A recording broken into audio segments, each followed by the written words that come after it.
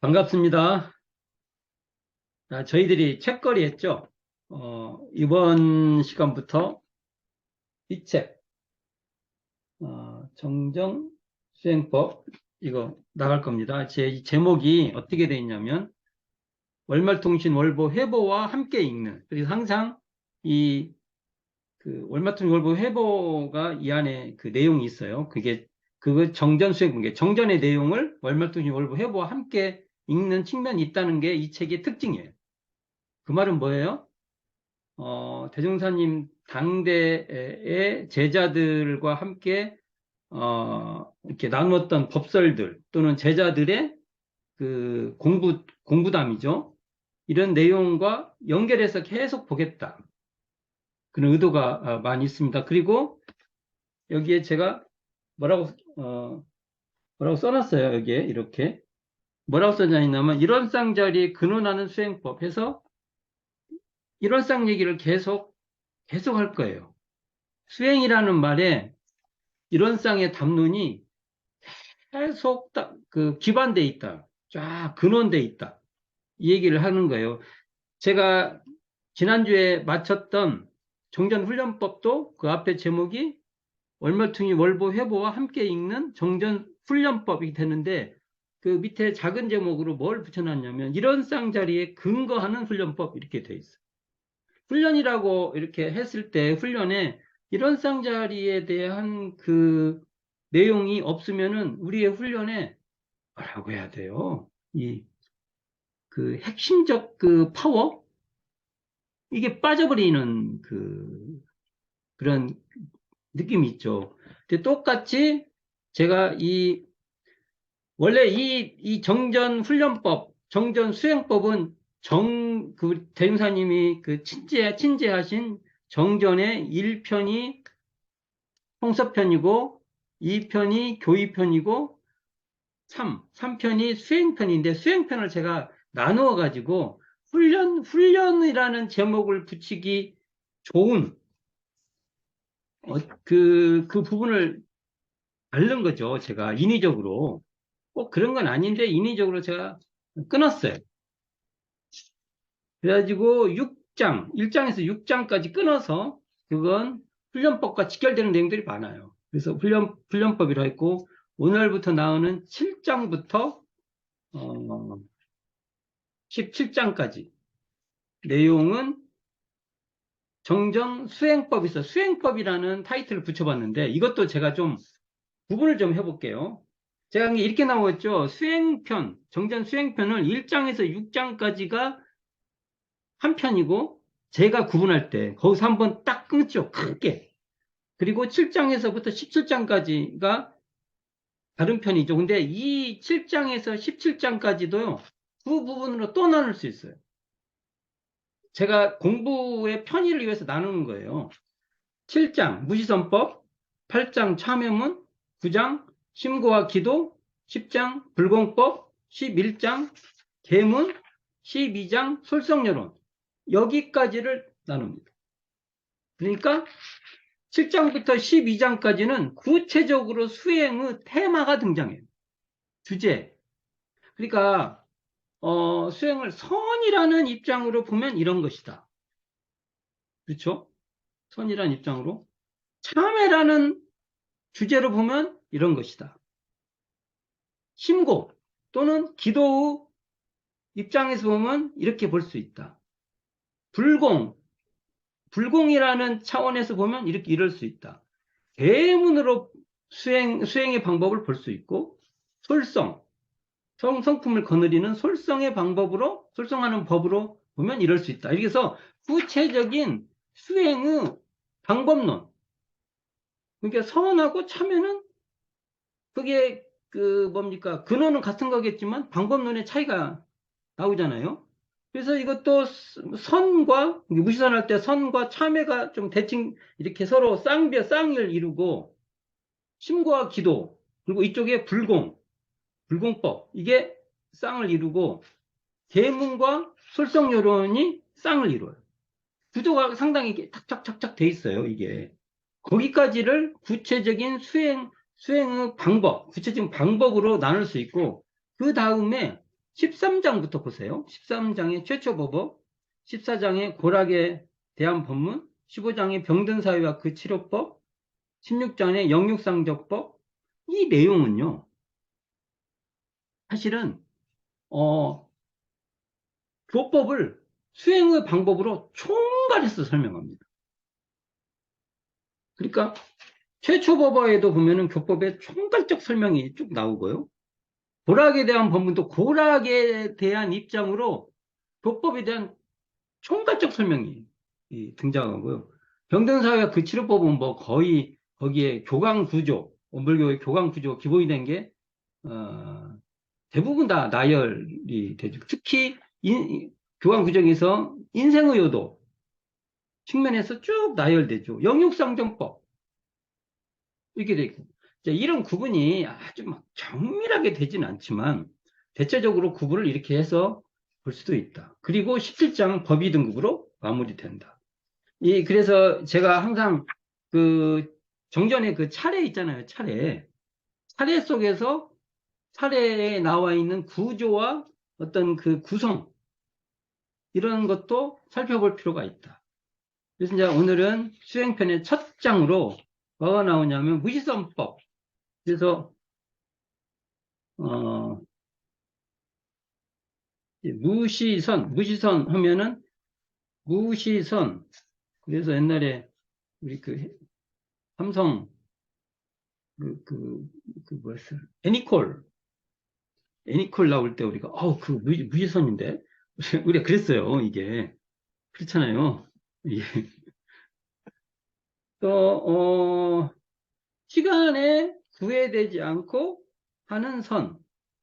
우리가 동할 때가 됐든 이게 정할 때가 됐든 일이 있든 일이 없든 바쁘든 한가하든 놀든 놀 때도 우리가 그죠? 놀 때든 뭐 일이 바쁘든 이게 관계없이 하는 그러한 선법이 있다.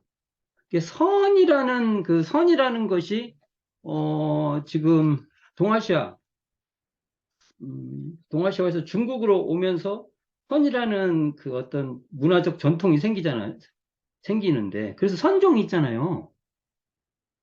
이 선이라는 방법을 대종사님께서 당신의 깨달음으로 이렇게 정리를 해서 그걸 이렇게 쓰면 좋아 하고 방법, 그러니까 요리를 말하면 요리의 레시피 나오잖아요. 요리를 이렇게 만들면 좋다는 것을 우리에게 딱 제시해 준 거죠. 그래서 오늘 살펴볼 그 첫 대목, 무지선법의 첫 대목이죠. 이 무지선법도 보면은 어디 안 중요한 데가 없지만 첫 대목하고 마지막 대목이 정말로 뭐랄까 굉장히 화려해요. 그래서 오늘 이렇게 첫 대목을 잘 이렇게 확인해 보는 게 중요하겠다. 이런 생각을 해보는데, 자, 첫 대목이 이렇게 나와요. 무지선법의 첫머리죠. 선이란, 그러니까, 대선생님께서 딱 정의를 내리죠. 자, 우리, 전서를 봅시다. 제가 일부러 전서, 그래서 딱 그 선이라 함은 해서 이렇게, 뭔가, 선이 뭔가라는 그 말을 하죠. 선이라 함은 원래 분별주착이 없는 각자의 성품을 오득하여 마음의 자유를 얻게 하는 공부인 바. 그래서 선은 뭐예요? 결국은 마음 공부다. 선은 공부다. 이게 중요합니다. 우리가 앞에 선이라고 하면 우리 언어로 우리가 선한다 해도 실제로 저도 선이다 하면 그냥 이렇게 그 감각으로 알지 선을 가지고 무슨 그걸로 내용 파악이 잘 안 돼요. 그냥 선한다 이렇게 하지 우리가 지금. 근데 대명사님 정의로 하면 선도 뭐예요? 마음 공부다. 이렇게. 왜냐하면 뒤로 말하면 마음의 자유를 얻게 하는 공부. 그러면 쭉 풀어보면 마음의 자유를 얻는 공부 이렇게 말하지만 이걸 줄이면 어떻게 돼요? 마음 공부. 선은 뭐예요? 마음 공부다. 이렇게 정의가 돼요. 근데 어떤 마음 공부냐? 앞에 전제가 있어요. 하나. 뭐냐? 원래 분별 주착이 없는 각자의 성품을 오득해서 이게 성품과 관련이 있는 성품과 연동이 돼 있는 성품에 근원하고 있는 성품자리에 기반하는 그러한 그렇게 해서 마음의 자유를 얻는 공부다. 명쾌하게 정의돼 있죠. 와, 이런 정의는 난 선이라는 정의를 이렇게 정의된 것을 내가 못 봤다고 하면 안 되지. 내가 다 보는 게 아니니까. 그냥 이렇게 정의된 것이 있을까? 사실 여기서 끝났죠. 게임 끝. 뭐, 굳이 뭐, 다른 것까지 뭐, 굳이 안 봐도. 이렇게 정의되는 선. 자, 선이라고 했을 때 우리가 오해하는데, 대종사님이 말하는 이 무시선, 선이라는 것은 대종사님이 정의하는 선이에요. 이걸 막 다른 데서 말하는 선으로 끄집고 오면은 뭐 아구가 안 맞습니다. 대종사님께서 말씀하신 이 선인데, 대종사님께서는 뒤에 뭐라고 하냐면 옛날부터 예로부터 큰도의 뜻을 둔 사람은 큰도가 나와요. 큰도. 큰도의 뜻은 사람은 선을 닦지 아니한 일이 없나니라. 없다. 대부분이 말하는 이 성 공부를 않고는 큰도를 이룰 수가 없다. 이렇게 말할 수 있죠. 엄청 중요한 얘기가 지금 여기서 대두되죠. 그러니까 앞에 주제가 하나가 성품, 성품을 오득해야 된다는 거. 주제 하나. 뒤에가 그 성품 오득과 관련 기반을 두어서 마음의 자유를 얻도록 하는 공부. 이게 선의 두 주제죠. 이걸 우리가 이제 선이다 하면, 우리가 선이다고 하면 이 두 주제를 놓치고 얘기를 하면 다 어긋난다. 잊지 말아야 된다. 그럼 우리 한번 봅시다. 대전사님 이걸 부연도 해주세요. 부연. 맨날 이렇게만 말하면 안 되니까 조금 뭐라 할까 반찬을 레시피에 이제 조금 좀 다른 걸 조금 더 넣기도 하고 뭐 빼기도 하고서 기본 그 요리법이지만 거기에 살짝 이렇게 간을 좀 맞추고 양념 뭐 다른 것도 좀 넣고 해서 다른 요리를 내놓잖아요. 다른 요리라고 하면 안 되고 조금 색다른 요리를 내놓잖아요. 그게 대종경 수행품 9장에 이 무시선을 설명할 수 있는 본문으로 쭉 나와요. 여기 보면 어떻게 나오냐면 무릇 큰 공부는 여기는 큰 공부라 했나요? 아까 저 큰도라고 이제 같은 거겠죠. 큰 공부나 큰도나. 큰 공부는 먼저 자아성의 원리를 연구하여 자아성의 원리를 연구한다는 말하고 앞에 성품을 오독한다는 거하고는 같은 계열의 말이에요. 그리고 그렇게 연구를 하면 어떻게 되냐? 그 자리가 원래가 나오죠. 여기도 항상 원래를 까먹으면 안 됩니다. 원래 착이 없는 그 자리를 알고 이렇게 나와.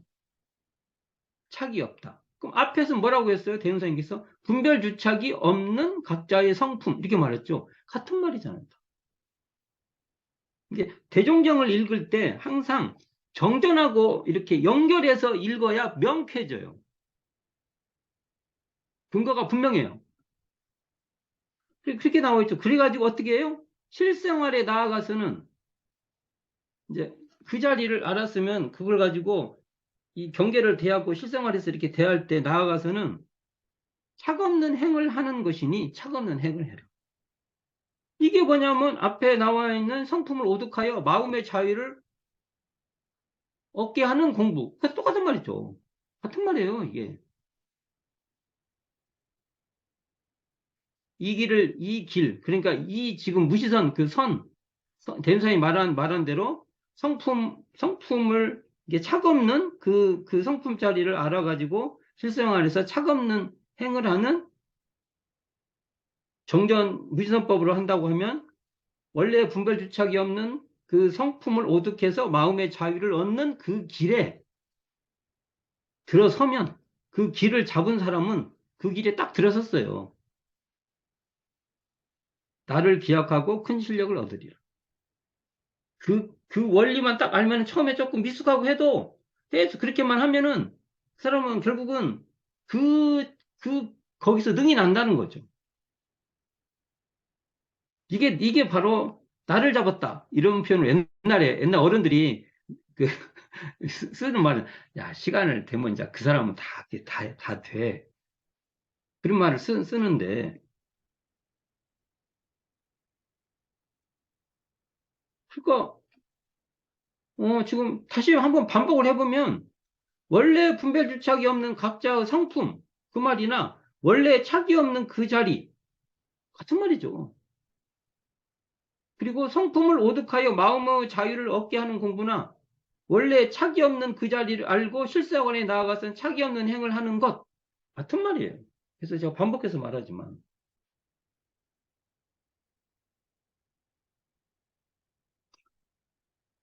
어, 그러니까 우리가 뭐 공부길, 이렇게 공부길이 나왔다 하면은 우리는 무슨 딱 그냥 본능적으로 생각을 했냐면, 일원상, 일원상 자리인 이 일원상 성품 자리에 근원한 마음 공부다. 마음 공부를 좀 더 구체적으로 또 뒤에 논의하겠지만, 일원상 성품 이 자리에 근원한 사막 수행의 마음 공부다. 한마디 이렇게 말할 수 있습니다. 우리가 저희들도 고속도로 뭐 어디 막 들어가다 고속도로 딱 들어가면 그 길은 들어간 사람은 그 길은 안내에 따라서 쭉 가기만 하면은 목적지에 들어가요. 뭐 좀 운전을 잘하는 사람은 좀 더 원활히 가겠지만 운전을 조금 못해도 착실하게 가기만 하면 그렇게 되면요 가요. 안 가지는 않아요. 우리가 공부도 여기 이 길, 대사님이 그 규정해 놓은 이 길, 성품을 오득해서 어떤 성품? 원래 분별주착이 없는 그러한 그 성품 자리를 확연히 깨달아서 그 자리에 근거해서 마음의 자유를 얻는 공부를 하면 길을 가는 거죠. 고속도에 들어선 거죠.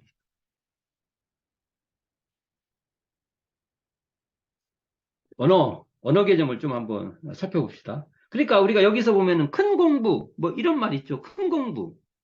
이건 다 선이나 선을 닦으라는 것보다 우리는 큰 공부를 해라. 이게 더 확 와요.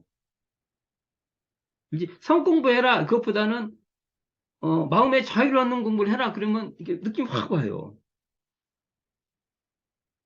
그래서 선이다.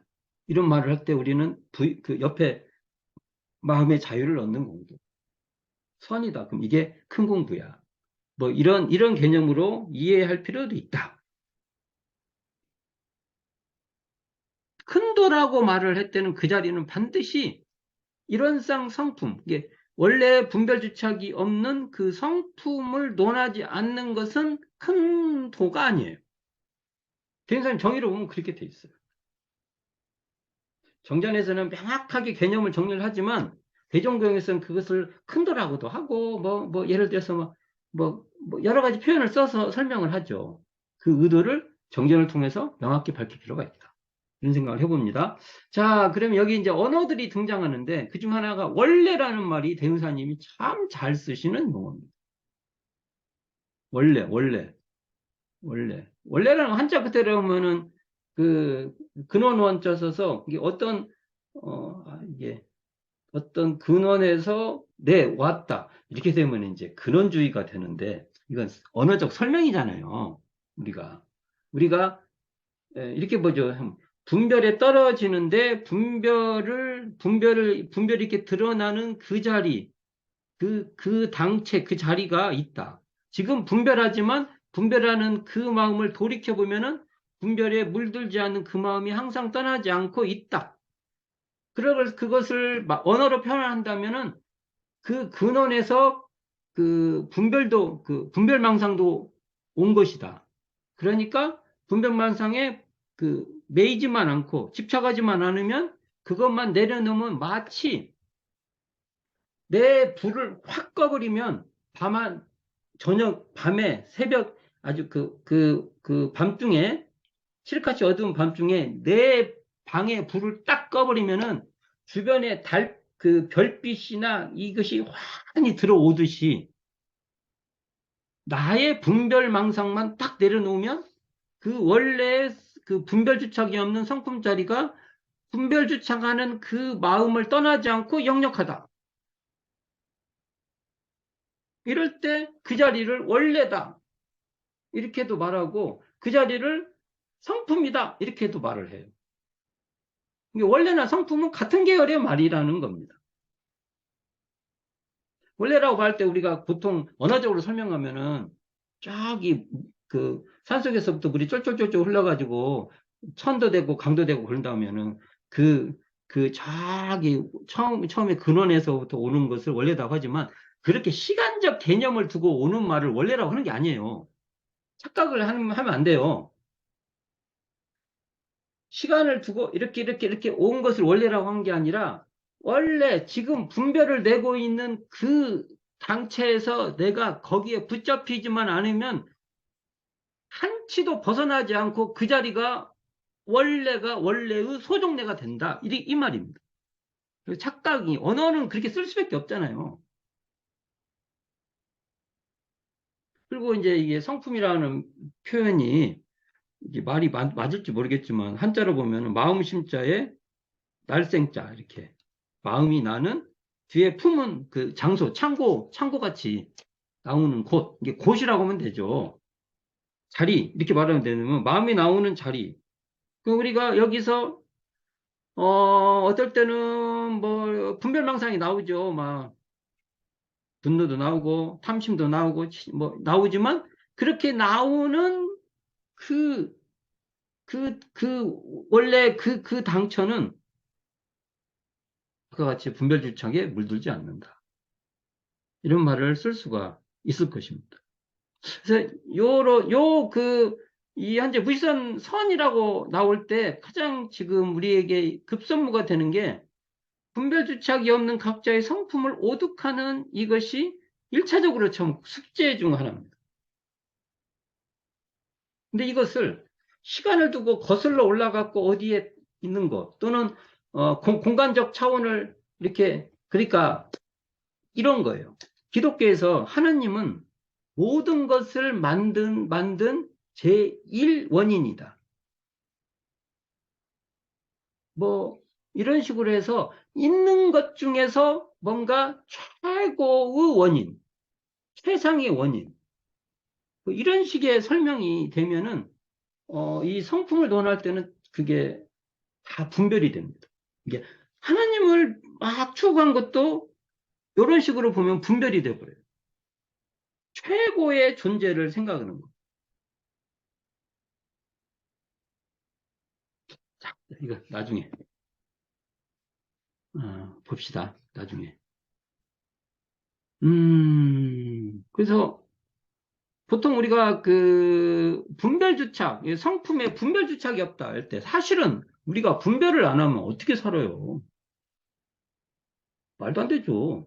분별을 하죠. 이게 언어를 이렇게 쓰는 분별, 저때 말하는 분별 이렇게 나누어서 쓰면 좋겠지만 그렇게 안 써요. 그냥 한 언어로 맥락에 따라서 막 쓰셔요, 그냥. 그리고 우리가 그 아는 사람은 맥락에 따라서 그랬잖아. 그러면 알아들어요. 그랬어? 그렇구나. 그러면 아까 그랬어요 하고, 그렇구나. 그러면 이게 아마 이제 말 배우는 입장에서는 정말 이게 뭔 말이야? 이럴 거예요. 근데 그 맥락을 아는 사람들은 굳이 그걸 그렇게 말할 필요가 없잖아요. 그렇지? 그래. 그럼. 이러면 이제 끝나는 거잖아, 이게. 그러한 의미에서 이게, 분별이라는 말도요, 어디에서 썼냐에 따라서 막 확 달라요. 그러니까 분별이라면 그걸 개념화 시켜갖고 이해하는 것은 그냥 공부할 때 필요한 거지. 그 실제로 쓸 때는 뭐 정말 그게 무용지물이 될 가능성이 높죠. 원래는 우리는 다 분별하죠. 판단하고, 다 알고, 알잖아요. 아니, 분별이 알죠. 느끼고, 뭐 다 분별이지 않습니까? 근데 여기서 분별이라는 건 그런 분별이 아니라, 어, 뭔가 이것저것 이렇게 나눠가지고 뭔가 마음에 장애가 되는 것. 이런 거죠. 우리가. 주착도 마찬가지죠. 분별 주착은 참 밀접한 관계죠. 분별이 이렇게 좀 고착, 이렇게 뭡니까? 이렇게, 유연성을 잃고 뭔가 이렇게, 처음에 우리가, 뭔가를, 저 사람은 저런 행동을 하는구나 하고 분별을 했다가 나중에는 그 사람이 다음에 행동하는 거, 행동을 보고, 저렇게 하는 걸 한 게 아니라 저 사람은 저래. 이렇게 이제 고착화가 돼 버리잖아요. 우리가 그런 데 많이 빠지잖아요. 근데 왜 그러냐고 하면 인간이 진화상에 패턴화를 만든대요. 패턴화. 그러니까 하나가 탁 들어오면 패턴화로 쫙 이해하죠. 우리가 패턴화가 몸에 많아요. 패턴화가 안 됐으면 정말 힘들죠.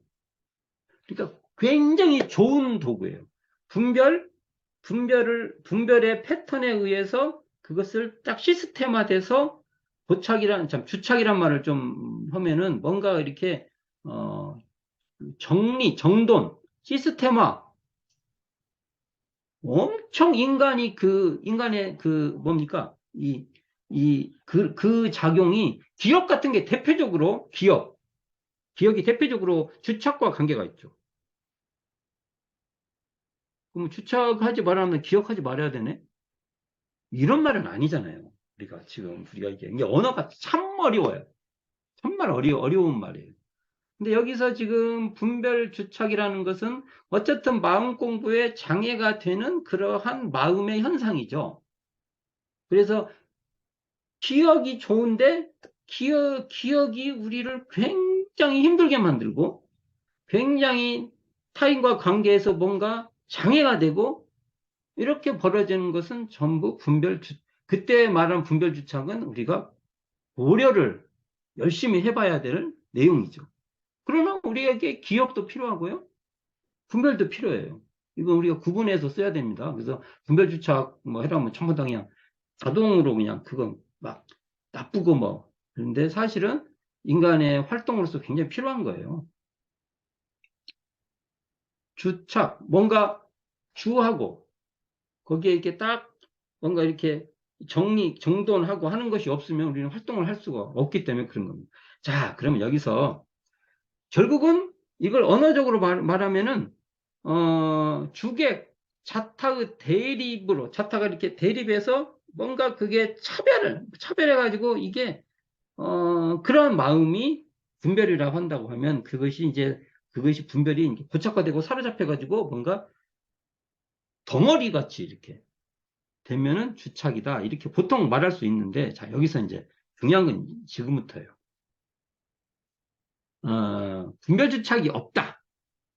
이렇게 말할 때는 우리가 아까 말한 그러한 우리가 인간의 활동하는 분별이나 어떤 그 기억하고 뭔가 이렇게 딱 정리하고 정돈하고 뭔가 이렇게 하는 그런 주착 활동이 그 전면시킨다 이런 게 아니고 그것으로 인한 마음의 장애에 붙들리지 않는다. 이런 의미로 이해할 수 있는데 한번 볼게요.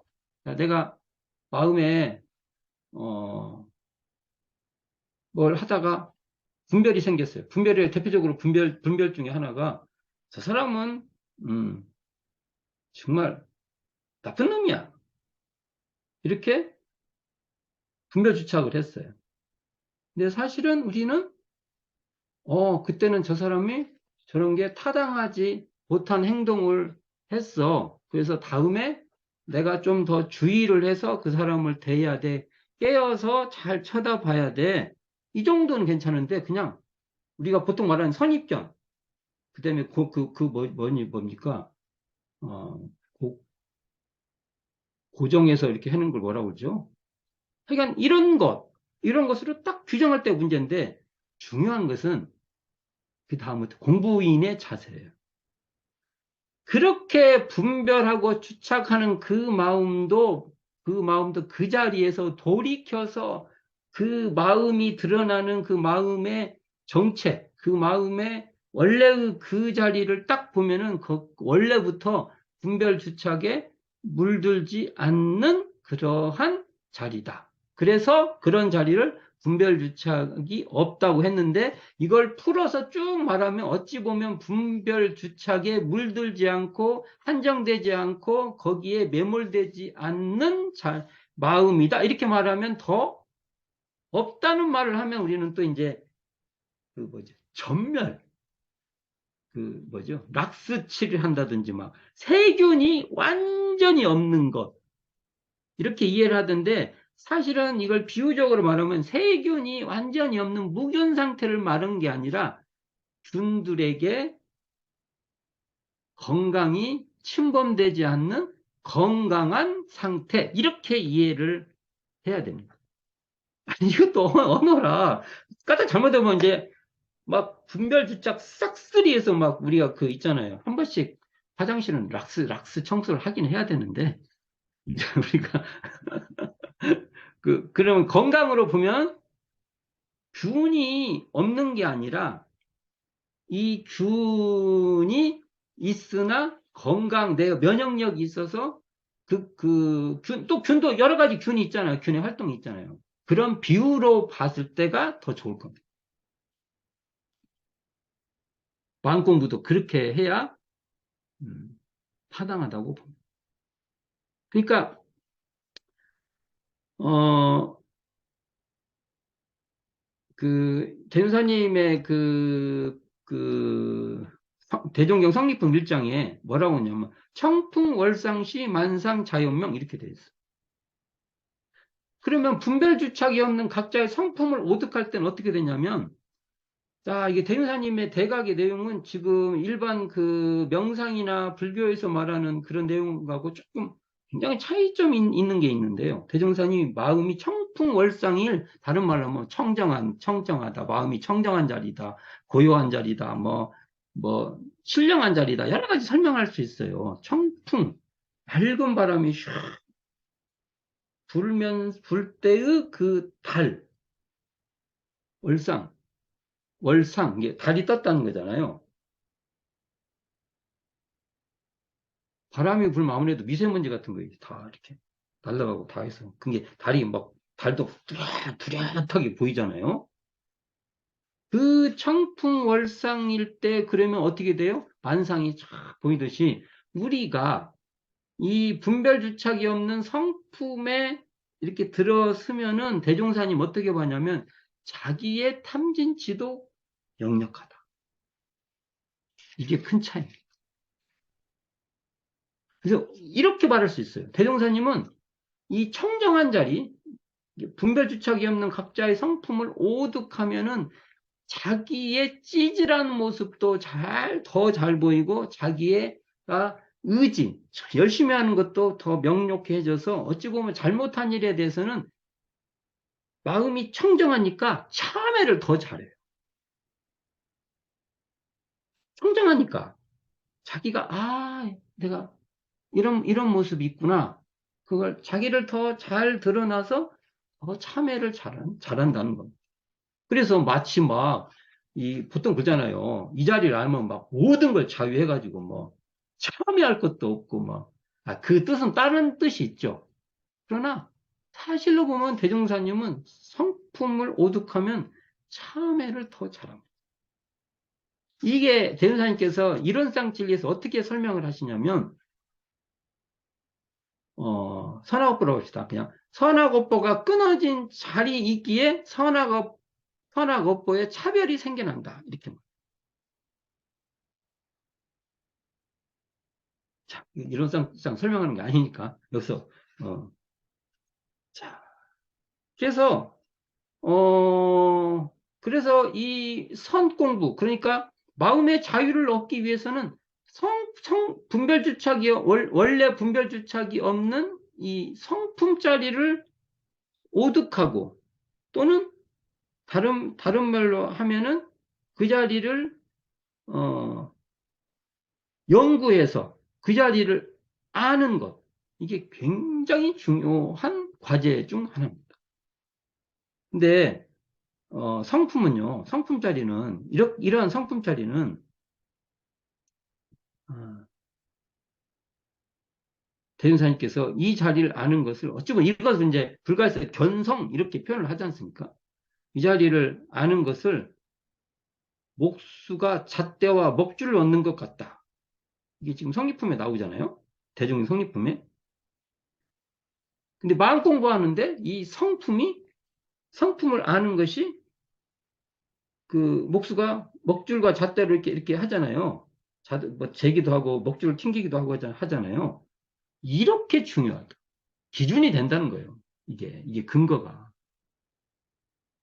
근데 우리가 현재 우리 원불교에서 마음 공부한다고 할 때 여기 마음의 자유를 얻는 공부라고 나오잖아요. 이게 성품에 대한 그게 혹시 다 그런 거 아닌데 간혹 보면 이게 빠져버려요.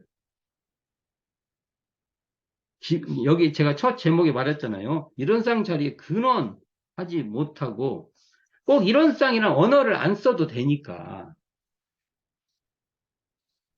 지금 이 수행편으로 넘어가면 대운사님 이런상이란 말을 대놓고 안 써요, 이제.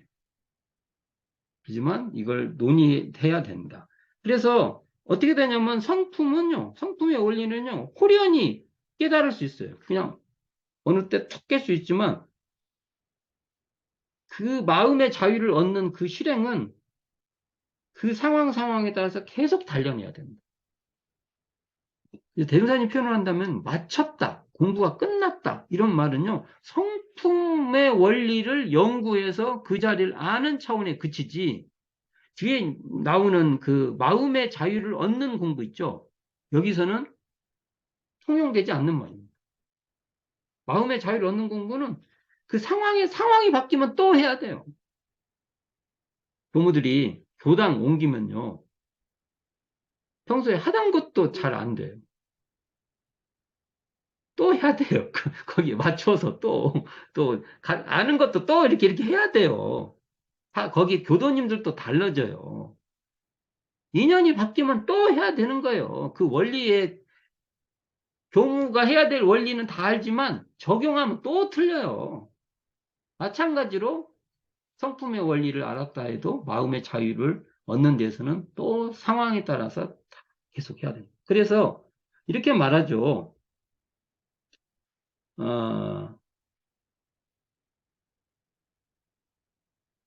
이 공부가 구경에 달았다고 해도 그 자리는요, 성숙시키고 능숙하게 할 뿐이지 공부를 그만둬도 되는 그런 건 아니다. 이게 굉장히 큰 차이가 있습니다. 그러면요, 우리가 우리가 도노돈수 같은 말을 하면 그 자리에는 정성이 끼어들 틈이 없어져요. 맞잖아요. 끝났으니까 뭔 정성이 필요해요. 예, 대종사님은 성품을 오득하는데 도노동수 개념이 들어갈 줄 몰라도 마음의 자유를 얻는 데는 도노동수라는 개념을 적용하기가 어렵고 계속 적공을 해야 된다.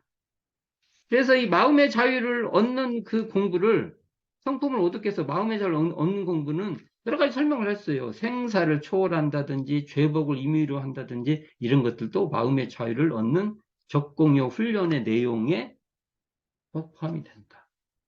이렇게 말할 수 있죠. 그래서 성품이라고 말할 때는 거기에는요, 분별이다, 주착이다 할 일체의 언어, 뭐가 끼어들 틈이 없어요. 근데 마음 차원에서 말할 때는 그것을 분별하는 습성인 분별성이 없다. 주착하는 그 마음이 주착심이 없다. 이런 식으로 설명을 하는 겁니다. 자, 그래놓고 마음의 자유를 어떻게 얻냐? 이것이 대종경 수행품 9장에 대종사님께서 일심 공부, 영국 공부, 취사 공부 그래서 사막으로 딱 내세우고 있습니다. 그래서 마음의 자유는 사막 이론상에 근원한 사막으로 3대력을 얻는 게 마음의 자유다라고 부연되고 있어요. 이게 굉장히 중요합니다. 우리가 마음의 자유를 얻는다고 하니까 다른 방법으로 얻는 게 아니라 이론상 성품자리에 근원한 사막 수행으로 3대력을 얻는 과정이 마음의 자유를 얻는 것이다. 그래서 이게 그 3대력을 얻는 뭡니까? 대표적인 인물로 정산종사, 송규, 그래서 보라 송규는 이렇게 나와요. 이 대목이 쭉 나오는데, 그 대목도 정산종사가 수양력, 연구력, 취사력이 어느 정도냐면, 공정인력의 무지선 공부에 타당해서 그 공부가 어긋나지 않아요. 그래서 결국은 나중에 보면 3대력을 충분히 얻을 것이다. 그러니까 대종사님께서 삼산종사를 견성인가 내니까 대자들이 주변에서 이제 정사는 어쩌냐고 묻잖아요. 대종사님께서 큰 집을 지을 것이다. 그 큰 집이 뭐냐? 이 원래 분별주착이 없는 성품자리를 오득해서 마음의 자유를 얻는데 그 마음의 자유를 뭘로 얻느냐? 사막수행으로 3대력을 얻는 것으로서 마음의 자유를 얻는다. 그러니까 사막수행 3대력이 큰 집이라는 겁니다. 단순히 그냥 과거같이 성품을 오득한 거 있잖아요. 그래가지고 뭐 전등록이라든지 뭐 그런 데 나와 있는 종용록, 벽암록 이런 데 나와 있는 성품을 오득하는 그런 차원의 경지에서 견성인가를 해도 그 자리를 큰 공부라고는 하지 않고 그 자리 근거에서 여기 무지선법으로 말하면 원래 분별주착이 없는 각자의 성품을 오득해서 마음의 자리를 얻는 공부까지를 큰 공부다. 이렇게 말했다는 것.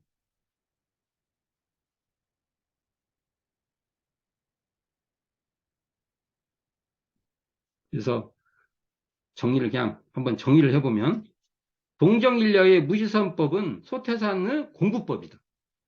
근데 그 내용이 어떻게 되냐? 이론상 진리인 성품의 바탕에서 성품을 오득해서 성품을 완전히 체득해서 그 자리에 바탕을 둔 사막수행으로 3대력을 얻어서 마음의 자유를 얻는 것이 바로 무지성 공부다. 이렇게 해봅니다. 그래서 무지성 공부는 교리도에 보면은 제 밑에 나와 있잖아요. 그 제목을 한번 보면 어떻게 돼 있어요? 이론상이 있고 이게 맞죠? 이론상을 수행의 표본으로 삼는 거잖아요. 이론상이 있고 그 밑에 진공묘유의 수행문 이렇게 있잖아요. 진공묘유도 재밌어요. 진짜 공하고 묘하게 있다. 공한데 묘하게 있다. 참 재밌어요. 그 자리가 성품자리라는 거잖아요. 그 자리에 근거해서 사막수행, 정신수양, 사례연구, 작업치사 그리고 8조가 있고 그 공부를 동정간에 떠나지 않고 하면은 그것이 무지선이다. 이렇게 계열로 쭉 돼 있어요. 진짜 체계적이고 구성적이고 구조적이고 이런 건데 오늘 여기까지 해야 될 것 같습니다. 다음 시간에도 대종사님 말한 선은 무엇이다. 그래서 선 공부해야 돼. 이렇게 말을 할 때 우리는 외워야 돼요. 뭐라고요? 원래 분별주착이 없는 각자의 성품을 오득하여 마음의 자유를 얻는 공부, 이게 선이야. 여기 이 개념에서 벗어나지 않고 이 길로 우리가 이게 선이다. 이걸 해볼 수 있는 길을 우리가 닦아야 될 것 같습니다. 다음 시간에는 이것과 관계된 법설, 아까 여기 월말도시 월부 회보에 있는 법설들을 좀 살펴보면서 이 내용도 다시 더 볼 수 있기를 바랍니다. 자, 수고하셨습니다.